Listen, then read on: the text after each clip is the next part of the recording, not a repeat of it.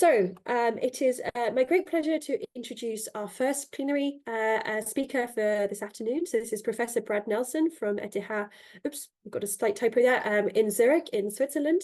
So thank you so much for joining us, Brad. I'm sure Brad needs no introduction as really a pioneer in kind of micro nano robots with really exciting work. So we're very grateful to have you and to have your time. I will spotlight you and let's see if you can, if it's okay to share.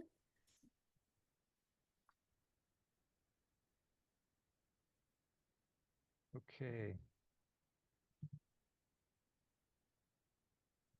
Okay. Does it look good? You got the right screen? Perfect. Thank you. Great. Okay. I guess I'll start. Thank you very much, Josie. It's a pleasure to be here. Thank you for the invitation.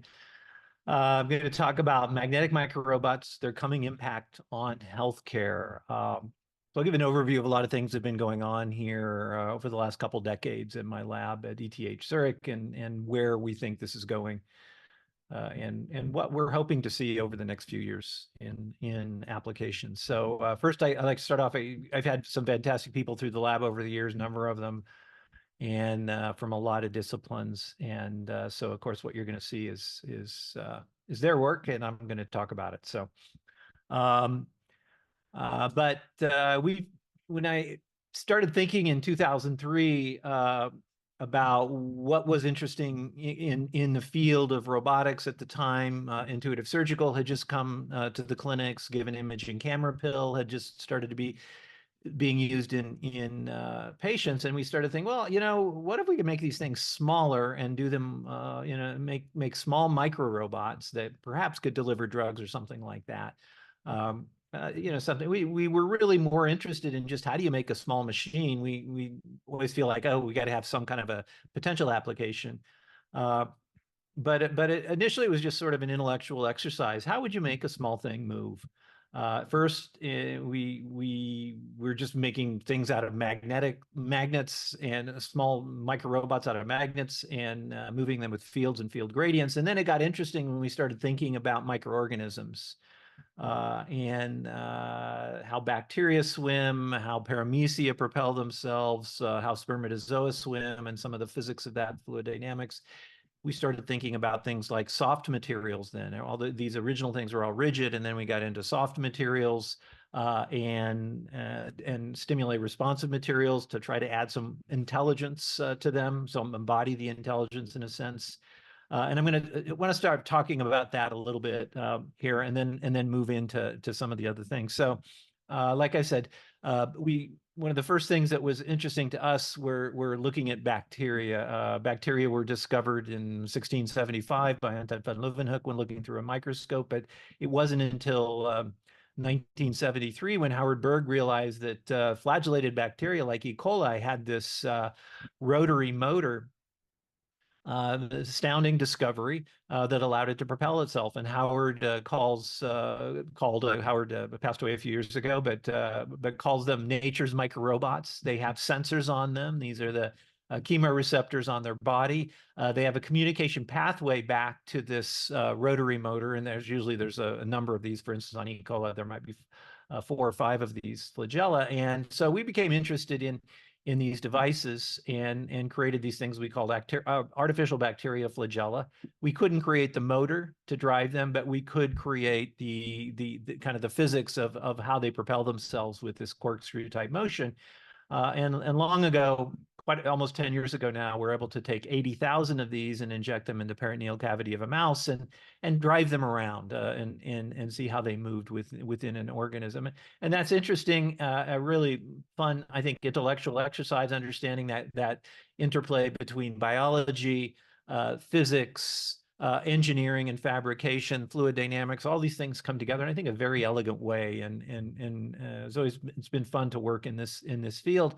But then we took it a bit further and started thinking, well, what about some other types of microorganisms like Trypanosoma brucei, a paramecia that is responsible for trypanosomiasis or African sleeping sickness. And what's interesting about this particular organism is that it changes its morphology during its life cycle when it moves from the gut of a tsetse fly, bites a human, and then eventually moves into its brain and a human's brain and creates this dreadful disease. But what's interesting is that it has different morphologies, and two that were interesting to us were its long, slender form that were good for motility, and its stumpy form, which weren't. And it seems like if you're going to use microrobots to perform drug delivery, that might be interesting. That if it was carrying a drug, you want it to move to where you want it to be, the source of disease, maybe a tumor or a blood clot or something like that in your body, and then have it just kind of sit there and elute its drugs. And so some of the folks in my group, Stefano Fusco, who's now with Roche, Henwei Wang did a lot of work on this, Salman Sarkar, who's at EPFL. We looked at trying to create polymer-based devices. These have magnetic particles in them, and they actually have graphene flakes so that they would be able to absorb laser light. And we could then, by heating them up, triggering them with lasers, create a morphology change to go from this long, slender to this stumpy form. And so that fabrication procedure we developed became quite interesting to us because it allowed us then to test out a lot of different types of shapes and how they swim.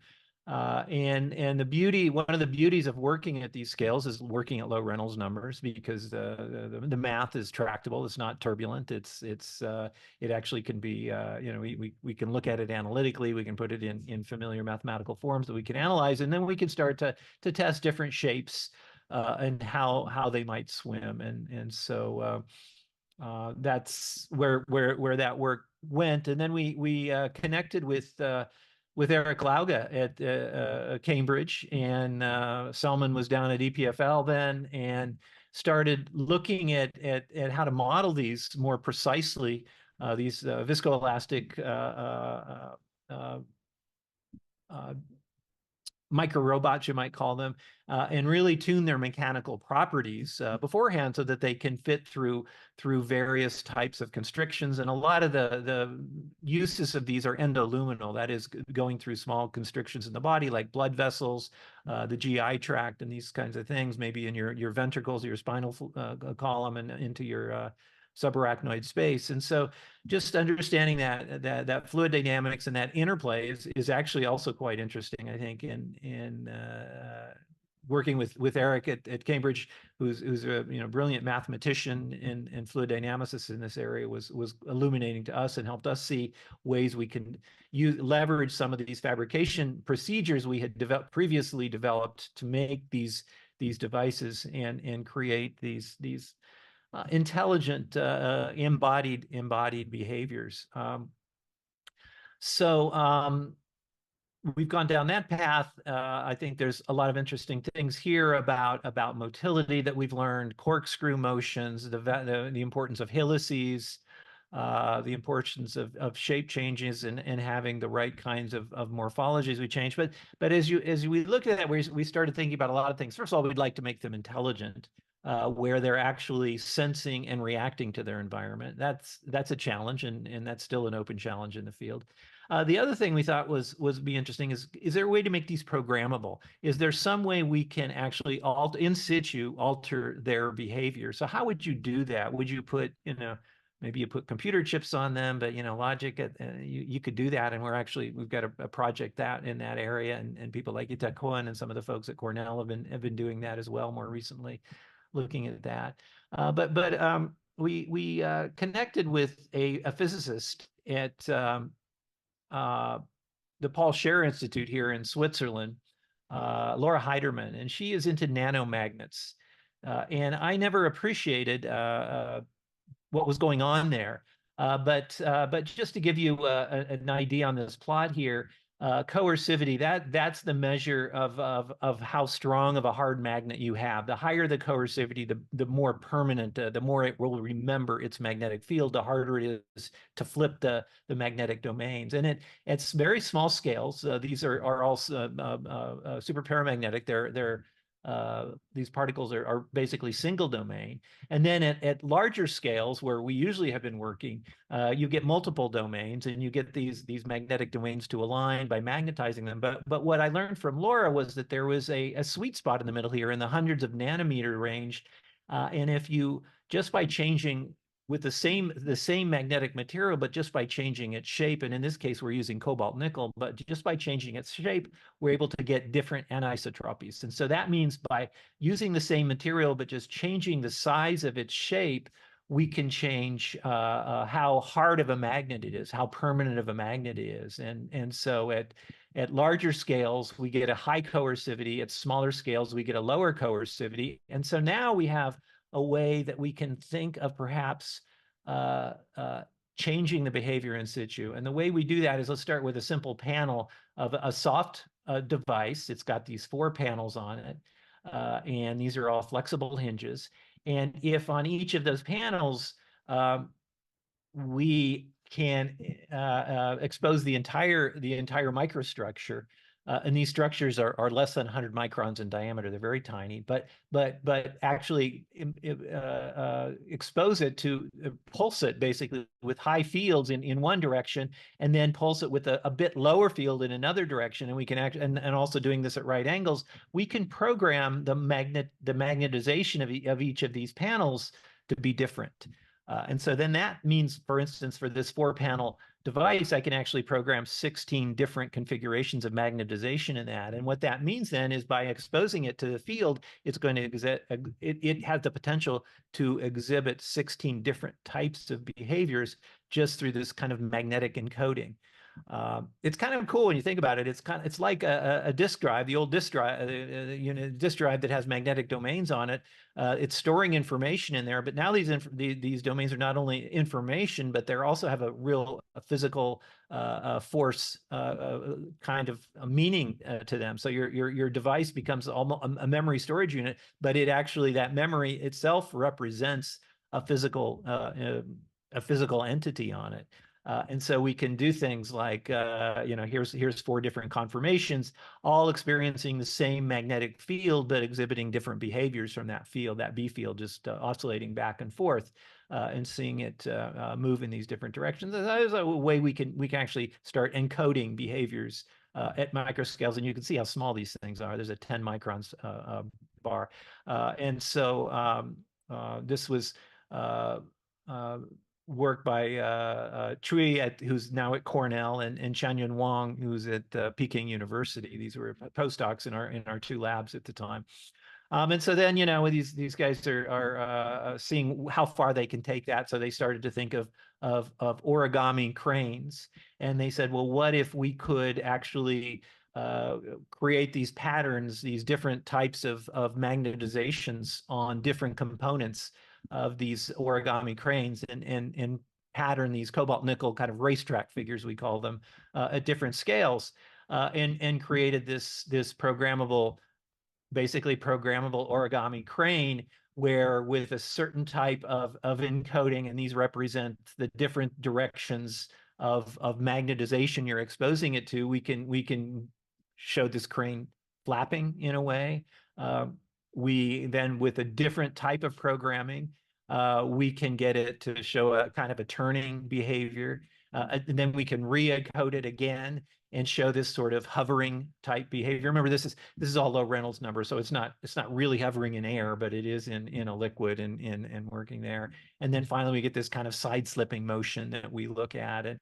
And I think that's intellectually quite kind of interesting, that you can actually create these encoded devices. Now, the next step in this field that people are working on would be to now start putting some logic elements. And so a lot of the work that's come out of labs like John Rogers in patterning circuits on flexible substrates and things like that can go in here, and that's where we're seeing some of the next stages of this intelligence going.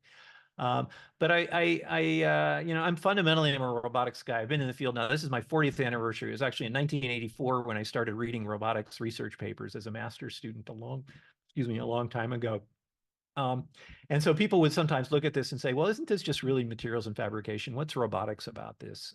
Well, I don't need to explain that to you, but But it is true. A lot of what we do is materials and fabrication. And my co-director in my lab is Salvador Pane. He's a chemist, and it's been a very fruitful collaboration for us to work together. Me bringing the robotics perspective, and his bringing a strong materials perspective to this. And there's a lot of issues we need to think about. We like to use magnetics because we don't have to touch devices. We can just blast the fields in. So we focus a lot on magnetic materials and what we can use there. Now, as we start looking at translating this research out of the lab and into the clinic, we have to think about biocompatibility and preferably biodegradability, where eventually these materials dissolve and harmlessly into the body if that's where they're going to be used. That puts tremendous constraints on us because that really reduces the materials that we have available for selection. We can no longer use, for instance, rare earth magnets if we need them to stay in the body. We can no longer use polymers that have acrylates and things like that are going to cause inflammation. We have to start really constraining ourselves, but that's part of the challenge. It makes the work perhaps less sexy. A lot of the stuff I showed you before maybe would not be able to translate, but it also makes it more translatable.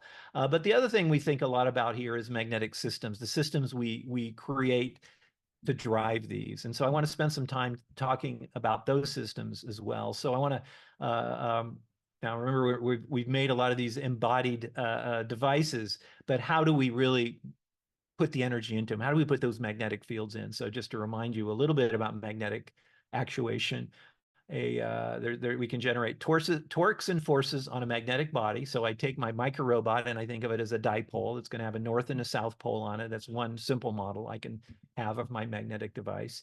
And if that is placed in a magnetic field, like a compass needle, it's going to align with that field, the way a compass needle aligns with the Earth's magnetic field. Forces are a little more complicated in that those are a function of the gradient. So they're going to move in the direction of increasing gradient. And so then the question becomes, we've been talking so far, how do you create this device, the dipole, the device itself? That's what I've showed you. And again, this is a very simplified model of some more complicated devices. But the other thing is interesting, how do I create these fields? How am I going to really generate the kinds of fields I want? And how am I going to do that at human scales, at clinical scales that are relevant, instead of just doing it under a microscope? A lot of the work you see, it's very, very interesting, but the magnets are centimeters or millimeters away.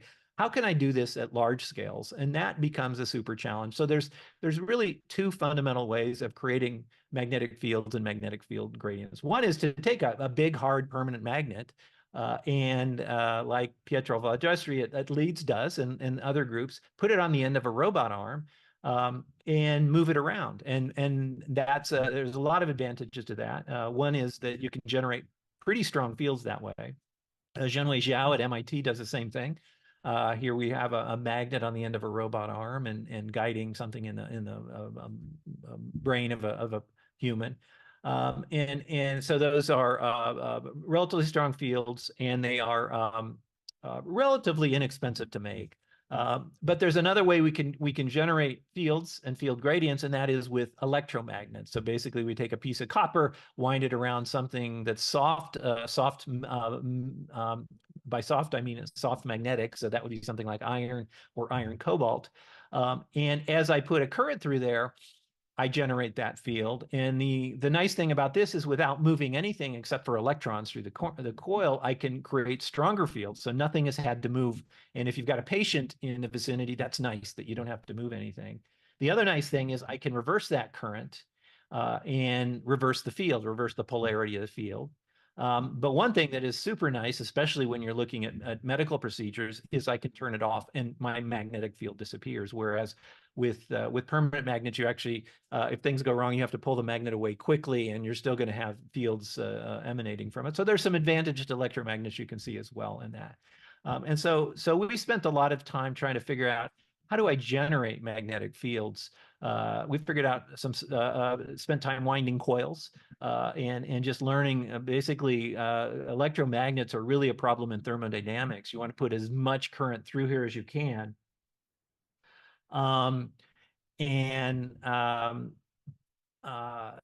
the issue is, of course, you put too much current in and the thing starts heating up and stuff starts to melt. And so you got to get that heat out of there. And so we thought a lot of over the years about how to put as much current as we can while keeping everything stable. Now, the other thing I want to mention about electromagnets is we're not going to just use a single electromagnet. Like with permanent magnets, you can move them around, but with a single electromagnet, actually, I'm going to use a configuration of those. And typically, we use between 3 and 8. And about 14, 15 years ago now, we realized how we can place this within a mathematical framework that's almost identical to that we use for robot arms. So, of course, as roboticists, we know you put in through the manipulator Jacobian, you put in joint velocities and you get end effector motion out. Similarly, with our coils, we put in currents in each of our electromagnetic coils, and what we get is a field and gradient out, or a force and a torque. And there's a lot of really interesting math. And by realizing when we realized we could put this within this framework, we realized now we've got over half a century of robotics, kinematics, dynamics, control work that we can bring to bear on the problem. And so that then gives us some benefits there. So we built a number of these, what we call electromagnetic navigation systems over the years. It allowed us to very precisely control, for instance, this about 1 millimeter to 2 millimeter sized microrobot. It's actually a piece of nickel in this case, with 5 degrees of freedom. So it's X, Y, Z, and then the 2 pointing directions, and using 8 electromagnets. It turns out mathematically 8 is the minimum number you need for that. And we have a paper that you can look at on minimum bounds that will explain that to you. So we built a lot of systems over the years. In 2015, we built a clinical system that weighed 7 tons called the Aeon Focus, installed in a hospital here in Zurich to guide catheters. Instead of microrobots, these are guiding catheters to do ablation procedures in patients that were suffering from heart arrhythmias. We did 7 humans with that. We learned a lot of lessons about translating this. And one of the lessons we learned was if you go to a hospital and you say, I want to put a 7-ton machine in your hospital, it's going to cost you a few $1,000,000. You're going to have to take your operating room out of commission for a while we install it. That's a hard sell. And we started realizing we really needed to start thinking about how to make smaller systems and portable systems. And so where we've gone now, and it took us 5 years, and we figured out how we can make a system that's about, instead of going for 7 tons, we're looking at about 350 kilograms. So about 20 times less in size, portable, much easier to install. And so that system then, I'll talk a little bit about it, but it can generate the fields we need to do things. Instead of guiding microrobots, though, it can guide catheters, guide wires, endoscopes, and that. And so that's system we call our Navion, electromagnetic navigation system. And so we've got the Navion, which is this portable system. We also spent a lot of time now developing magnetic catheters, guide wires, and endoscopes, and the mechanical properties of those are very, very important to embody intelligence, you could say, I guess, in a way. But to get the right mechanical match between these fields emanating here and the response you need from your materials. We do use a mechanical advancer to move it backwards and forwards so that it can come out of the body. That takes care of one of our biocompatible problems, in that we can use rare earth magnets so that it doesn't have to degrade. And then the other thing is it's a very much a robotic system. All our systems are ROS based and are real robots. And so I call them, in fact, we just had a paper just came out recently, a short paper on electromagnetic robot for navigating medical devices that kind of talks about that. So what are we going to do with these things? What are some of the applications? And one of the things we focused on, I mentioned heart arrhythmias previously, but one of the things that's become interesting is looking at ischemic stroke. So stroke is the second leading cause of death, and 87% of strokes are ischemic. That is, there's a blood clot in the brain somewhere. The problem with these, of course, is that blood clot blocks flow to the brain tissue dies. And if the patient doesn't die, they're often going to have serious long-term disability if that blood clot is not properly removed. And over the last decade, interventional neuroradiologists have realized that one of the best ways of treating these blood clots is something called a mechanical thrombectomy, in which you actually go in and mechanically remove that blood clot. And the approach is you typically go in through the femoral artery.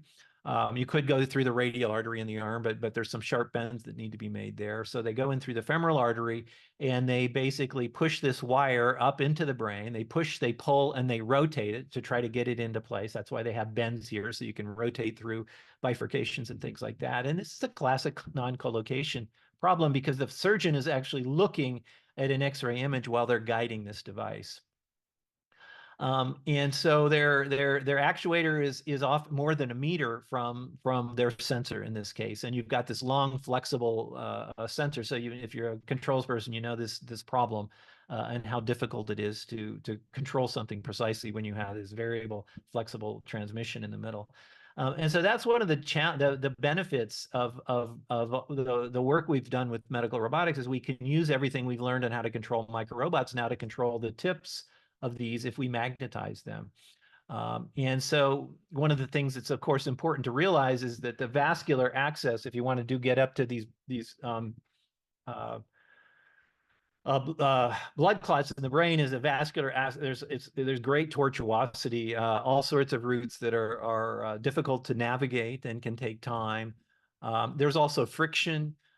You get things like bending, buckling, huckling are some of the words that are used, and so this can be a real challenge. And so we thought a lot about that, a lot about modeling these and how you can design your micro robots or your soft robots, your soft catheters to navigate that. I've done a lot of work on modeling. This is a simulation using SOFA, the Soft Robotics Framework, a software framework that we use. We can do some good modeling actually that's really quite useful for design and for training to try to understand how to design these. And so recently we just had a paper come out on also inspired somewhat by our original bacteria work with helical motion, but using a helical catheter, helical guide wire to help us navigate through this tortuous vasculature to reach the blood clot up in the brain. So got some videos here. This shows on the left is just a magnetic catheter being guided, and you can see that buckling going on. And on the right is our helical device that is able to softly engage with the vessel wall and help move itself through. And I like this next video here shows the difference between our helical structure on the right and just a guided catheter on the left. I think this is the world's most dexterous catheter. I don't know of anybody who's published anything. There are some good mechanics, solid mechanics underlying this. A lot of models we've done on optimizing this and determining the right configuration of the coil, the right design of that coil to get it to perform in this fashion. And so here's an example of this is a human-sized vasculature. Of course, it's a phantom. This is where the heart is. This would be coming in from a radial axis. That would be an arm where you've got to make this sharp turn up the aortic arch. Typically, surgeons don't do this because it's such a sharp turn. They would come down from below and come up this way. But we're able to generate this and then reach high up into the brain, where the typical location of where these blood clots are, often right around where your eyes are, is where some of these are. But there's a lot of modeling that's gone into this, a lot of understanding of the workspace, the magnetic fields that our Navion, our electromagnetic navigation system, can generate, and then that tells us the kinds of forces and torques that can be generated at these locations. And here we coming in at this insertion, we're able to generate enough torque on the catheter, on the guide wire, to make this sharp turn and move towards the target. There's a lot that goes into the design of our catheter. It's an articulating magnetic tip. It's flexible. It is soft. It has a relatively large magnetic volume so that we can generate this particular device is about 900 microns. It's less than a millimeter in diameter. and you can see above just the softness, and below just shows its response within the magnetic field. And so now this next video is going to show you the device actually moving through the vasculature. This is at the aortic arch. This would be guided under supervisory control from an interventional neuroradiologist up through the central cerebral artery, just showing that basically you can choose however you want to move, whatever path you want to go. As long as you can see it. And the way it's typically seen is with fluoroscopy. We're showing you a visual image here. Now you're going through the middle cerebral artery, heading up to these bulbs. You see these bulges; those represent aneurysms in this particular phantom, and we're able to move it quite dexterously throughout the vascular axis here. And you can see this is speeded up a bit, but not a lot. So.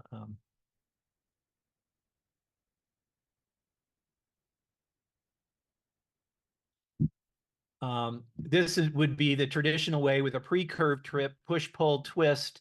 This is our magnetic tip, and it helps you get there much more quickly and treat the disease more quickly. And this is the stroke, and this is key to a successful outcome for the patient is doing this as rapidly as possible.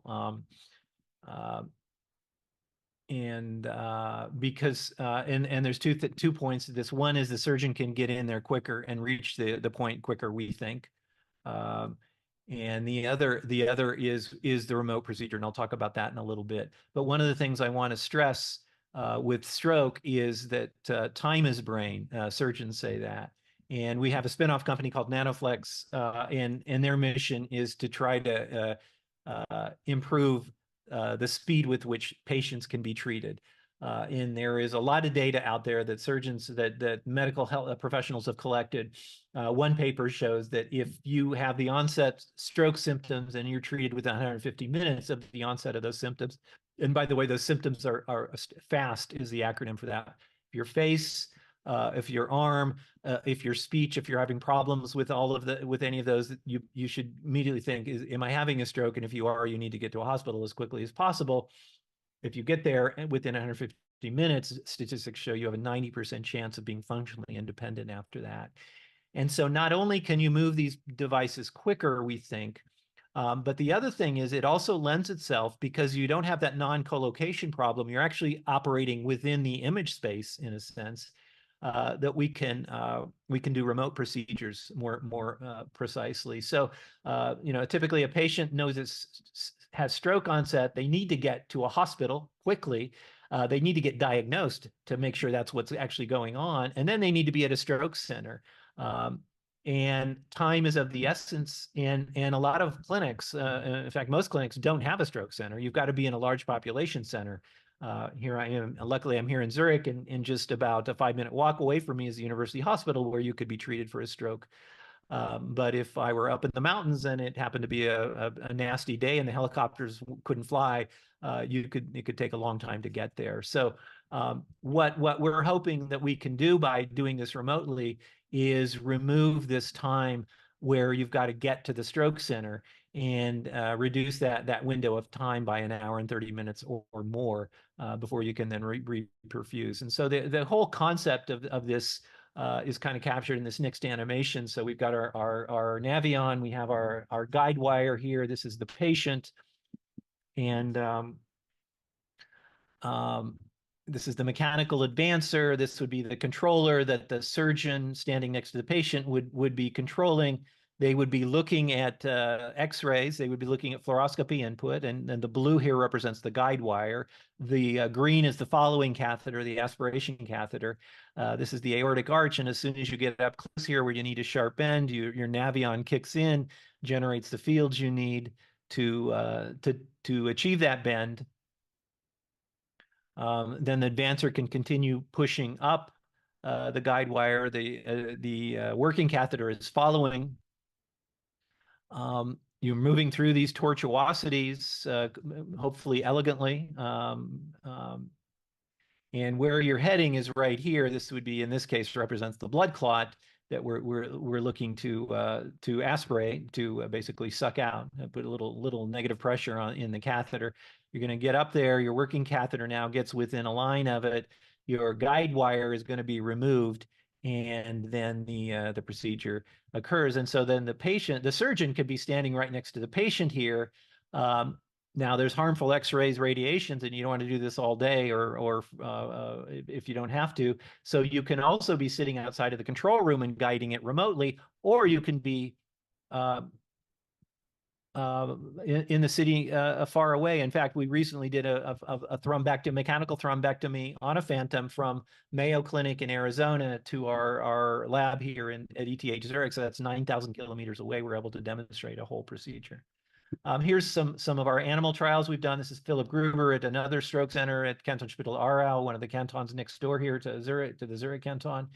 He's guiding this, in this case, with a PlayStation. This, again, is at a 900 micron diameter guide wire helical device, and he's just basically moving it at will as through in this case, this is a large animal. This is a pig through there, and is able to demonstrate that in this case. And just to give you an idea of, this would be the standard of care. This is the push, pull, twist approach. It works. Surgeons are very good at it, but Philip had to train 7 years before he's allowed to do his own procedures just on this kind of a procedure. Our technology is able to much more rapidly, since you have endpoint control, move it through that vasculature. And here in that animal that I just showed you is the sharp turn. I think, yeah, there we go. Able to make that sharp turn. That's very difficult to do with current technologies. Philip, when he did that, said, "I'm not sure I could do that. It could take me hours to be able to achieve that kind of a turn." And so we thought that was pretty interesting. So we had preoperative image on our pig, and we're able then to capture all the geometry of that. We built both an in vitro and an in silico model. So this is in SOFA. This is an in silico model, and really try to develop an understanding of the physics of what's going on. So this is in vivo. This is a simulation, and really try to understand those interactions then of our guide wire with the wall, the kind of forces that are being generated. And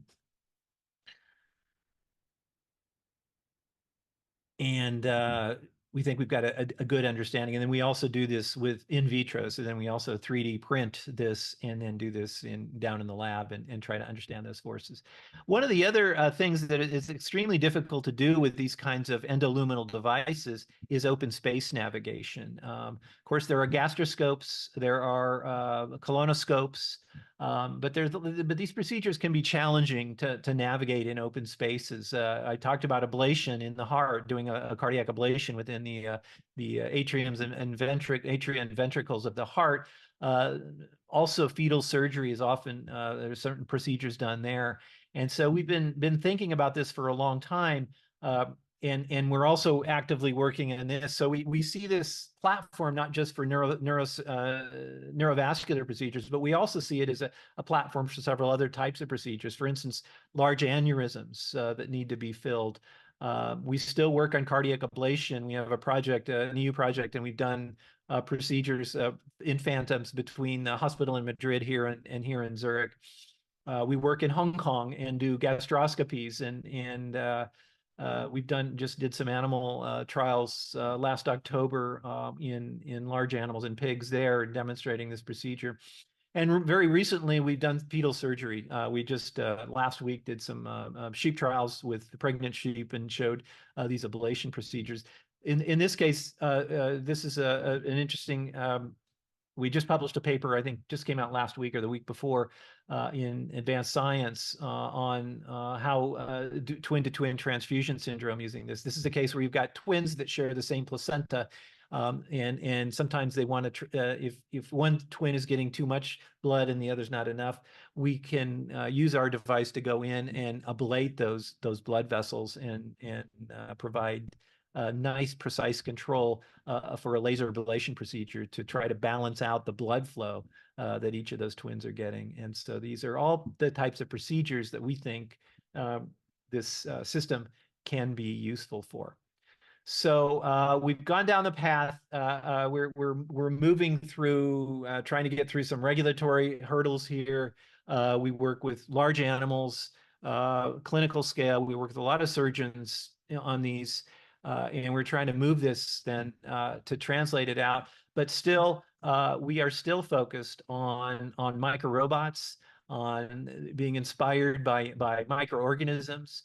We see our Navion platform, our magnetic field platform, as really a stepping stone into the clinic, where we then can release devices that can treat stroke, that can treat gliomas, these aggressive brain tumors, and things like that.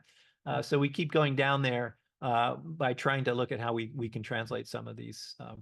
So I just want to leave you with a few thoughts here as I finish up. One is, medical robotics has seen a lot of success. There's a lot of investment. There have been money made and good outcomes from patients. This, by the way, shows one of our Navions in Hong Kong with the nice Siemens Artis Zigo platform. But one of the questions I ask, I think we should ask ourselves as we work in this medical robotic space is will the discipline ever impact access to surgery worldwide? Here I'm in Switzerland, Europe, and North America, Hong Kong, places that are well off, but there's a lot of parts of the world that are underserved. I think of the 8 billion people in the world, it's been reported of those 8 billion people, 5 billion of them don't have access to safe, affordable surgical care and anesthesia. And in fact, even in the US, a third of the population, there's about 113 million people in the US that are more than an hour's drive away from the nearest stroke center. So you get a stroke, and there's a lot of people that are going to have trouble getting treated properly. And so what can we do as robotics folks? What can we do to help this? And I think there's two things that our field will help with. And one is what we call democratizing surgery. And what that means is, I'm showing this procedure here that we did with Dr. Gruber, Philip Gruber at Kent Hospital Aarau, and these sharp turns he's making. Philip studied medical school for 6 years here, and then he's trained for 7 years before he really had developed the expertise to perform these. One of the things our device allows you to do is, as long as you understand the anatomy, you have a good understanding of the medical condition, you have your medical training, you can do more complicated procedures without that training. And so that means there will be more interventional neuroradiologists, more people that can treat this disease. And that's, there just simply aren't enough people to treat that, for one thing. But the other thing we think is encouraging is remote telesurgery. We can, in outlying clinics, you don't need to keep a stroke center going 24/7. It's extremely expensive, but you can have a system ready to go that can connect to the stroke centers where the experts are. And so we think that those remote procedures are going to be important. And I think we've seen a real interest now in telesurgery over the last few years as we've come out of COVID and we've all gotten more comfortable with all these online meetings we're having, like this one. We're more comfortable with that, doing things online. And I think we're seeing a resurgence in interest there. So I'm going to leave it there, and I want to thank you very much for your attention, and I'm happy to answer some questions if you have any. Thank you very much, Brad, for a fantastic talk. Really inspiring, and also really touches on a lot of the themes of the conference. One slightly specific question we had from the audience was regarding the deployment of your crane configuration structure. I think quite early at the beginning, if it can be done prior to or during deployment in the environment. Yeah. So you can, you can, right? So you just have to. You just pulse fields of certain. You have you control two things: how strong of a field and its direction. And by controlling that, then you can take the same device and change its behaviors. So yeah, so it's a way of Thank you. in situ programming, basically. It was really interesting because it's kind of the encoding. So you're kind of using both the morphology and the material to program the behavior of your devices. And I just wondered what you think about, in terms of an embodied perspective, on how much, what's the kind of the design space or the complexity and behaviors you feel this gives you? Is this a substrate that you feel can solve the problems you want to, or is there something missing there, do you think, or is this actually a fantastic substrate to work with and exploit? Yeah, I think I think an exciting area to think about. I think there's a lot that you can do on planning, understanding what are the configurations you might want. How would you design something that can demonstrate all those configurations? I think these are open problems that we don't Yeah, quite know how to solve. I mean, I showed the 4-panel device yeah, and I said, okay, there's yeah, 16 different configurations. That's a pretty easy calculation. Um, yeah, are they all useful? No, probably not. But then what other shapes can we do? And I think this switching magnetization there that's actually pretty open space. I think there's a lot of interesting topics to think about there. yeah. And I was also wondering that it was interesting. So you talked about the using kind of SOFA and other kind of simulators, and also your physical phantoms for testing, and actually using them also as for training your controllers. So do you experience kind of the sim to real gap with your systems, or actually can you quite well simulate? Are the interactions between your robots and the environment actually quite simulatable? And as you say, this makes them useful for design and training. Yeah, yeah. Well, we're lucky because we don't have little kids on bikes riding in front of us that we hadn't planned for and things like that, right? Like with self-driving cars, right? So it's not perfect, but what's really nice about the SOFA framework for us is it allows us, for instance, like on our catheters, we went through and we looked at various placements of magnets. So you just don't put usually a single magnet on the end of the catheter, but you actually the way you configure the end of that catheter is actually you have a lot of design space there. And so, it takes time, as we all know, it takes time to build these things and test them. But actually, the SOFA framework in silico, we can actually do a lot of simulations to look at these different configurations and then narrow down the space. And that's useful to us. Is it, how accurate is it? We don't know yet because it's really hard to actually measure these forces in situ. Yeah. We're working on it, but at least we can see the behavior and we can understand that it's quite useful to us. So I think that's a Yeah. benefit. So there's useful to it. The other thing that's really nice about this is it's a great training tool for the surgeons to come in then, Yeah. because they can then get a real feel for the system because it is a different procedure for them. It does change their procedure a little bit, and you can kind of gamify it, right? And get them to go in and navigate through different kinds of mazes and things like that and get a real feel for the system. And it gives them a good sense of how to interact with the different user interfaces. It gives us a sense of Yes. what's a good interface, what's a bad interface, and so it's got those components to it. Yeah. Actually, that was the following question was about the human side, because I guess your robot is also determined by the functionality and the embodiment of your human in that loop. So that interface between the human and the robot control interface, I guess, is also a significant component of making these robots more agile and exploiting their functionality. Right, right. And often you will, a patient, depending on the procedure, if it's a stroke, you typically would do a CT and you want to get them treated right away just to make sure where it is. Yep. But for an aneurysm, those will often be planned out days in advance. And so you could get a full MR, have a full 3D map of your patient, and actually practice, because these if if you got an aneurysm you want to fill and the surgeon makes a wrong move, that's a really bad outcome, right? And so Yeah. it actually gives surgeons a chance to practice and understand and look at it differently. And then we could start with our SOFA framework looking at our simulation, looking at interactions. And um, Yeah. um, I don't think we'll make suggestions to them, but we can at least give an indication where we think forces could be generated that you might not want to do. Yeah, yeah. And actually, one just finished with a couple of questions from the chat. One is regarding the telesurgery and the internet connection.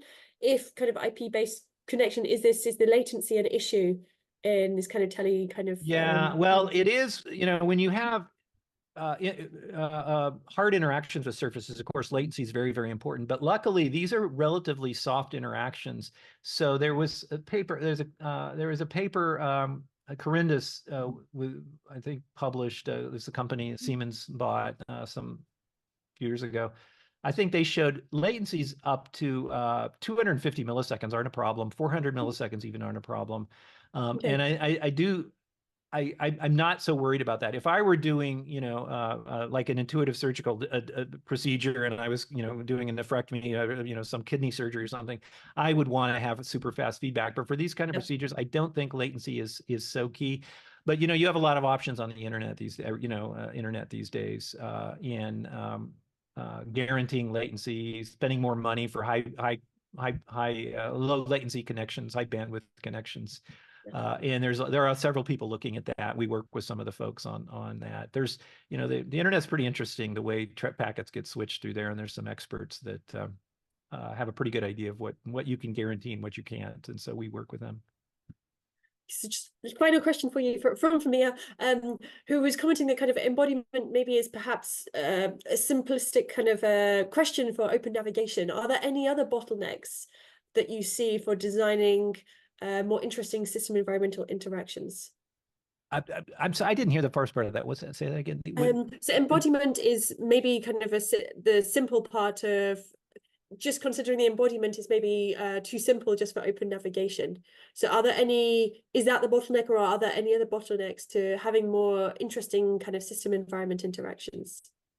Well, so I think, sure I understood the question exactly, but I think one of the challenges on the embodiment of any of these catheters and endoscopes is the fact that you really need to change the mechanical properties during different parts of the procedures. And Okay. Yeah. so sometimes you want it stiff, sometimes you want it floppy. And so we've got people working on that. And there's a whole community now, a growing community on variable stiffness materials. And so we look at different ways of doing that, I think. So those are interesting problems. Yep. So. That's really exciting. Nice. Thank you very much, Brad, for your time and your fantastic talk. We really appreciate you joining and yeah, giving us some really interesting thoughts there. So thank you very much. Nice seeing you, Josie. Thank you very much. Yep. So